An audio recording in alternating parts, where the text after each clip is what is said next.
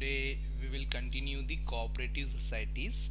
Yesterday already we discussed the meaning of cooperative societies and definitions and various features of cooperative society. Then now today we will try to discuss the merits and demerits of cooperative society. But before it I will try to tell you once again for the cooperative society. According to the Indian Cooperative Society Act 1912, cooperative organization is a society which has its objectives for the promotion of economic interest of its members in accordance with cooperative principles. Now the turn is for the merits of cooperative society. Various merits cooperative societies are having, like first one is exercise of formation, then limited liability, then stable existence, then economy in operations, then government support, etc. Then if we will go with the one by one, then first one we will go with the exercise of formation or economy in operations or ease of formation. Then exercise of formation, it is quite easy to form a cooperative society. Any 10 adults can join together and form a cooperative society.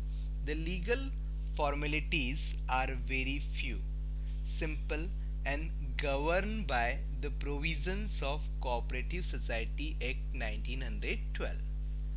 Then after that we have the next merit, that is a limited liability. Then the liability of every member in cooperative societies is limited to the extent of his share in the society's capital. Therefore, the personal assets of the members cannot be used to repay business debt. Then we have the next one, that is a stable existence, or we can speak continuity. Cooperative society, being a separate legal entity, is not affected by death, lunacy, or bankruptcy of the members. Then next one is economy in operations. The members generally offer honorary services to the society, so it helps in reducing costs. As the customers or producers themselves are members of society, the risk of bad debt is quite low. Then the next one is government support. The society gets support from the government in the form of low taxes, subsidies, and low interest rates on loans.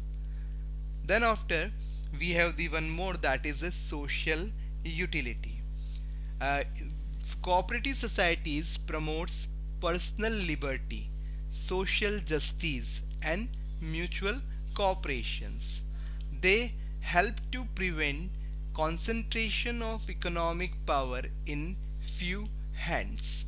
Then we can speak social utilities promote through the help of cooperative societies, because they try to prevent the more economic power in few hands only, and social justice is there, mutual cooperation is there, and personally they feel the liberty also. Then after that we have the demerits or limitations of cooperative societies. Then there are various limitations or demerits, like shortage of capital, inefficient management, lack of motivation, lack of secrecy, excessive government control, conflict among members. Then first one is shortage of capital. We can speak limited resources like this. A cooperative society is formed usually by people with limited means. Also, lesser rate of earnings discourages members to invest large amount in the society. Therefore, we can say a cooperative society has limited resources or they face shortage of capital. Then we have the next one, that is related to the inefficient management. Then cooperative society cannot afford to employ expert professional managers at high salaries due to limited funds. The next one is lack of motivation. Yes, surely members are not getting any of the positive uh, positive reward relates to their best efforts. Even there is absenteeism of motivation between efforts and reward of the workers. Next one is lack of secrecy. It is difficult to maintain secrecy about the operations of a cooperative society due to open discussion in the meetings and disclosure obligation as per section 7 of the Societies Act. The next one is excessive government control. The day-to-day working of a cooperative society is bound by rigid rules and regulations of the government.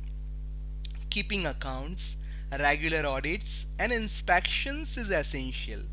Reports have to be submitted to the registrar. The interference in functioning affects the freedom of society. The next one is conflict among members, or we can speak differences of opinion. They arise when personal interest starts dominating the welfare motive. Conflicts in viewpoints may lead to difficulty in decision making. Then we have the next one, that is relate to the types of cooperative societies. The next video lecture we will try to understand the types of cooperative societies. Have a good day, guys.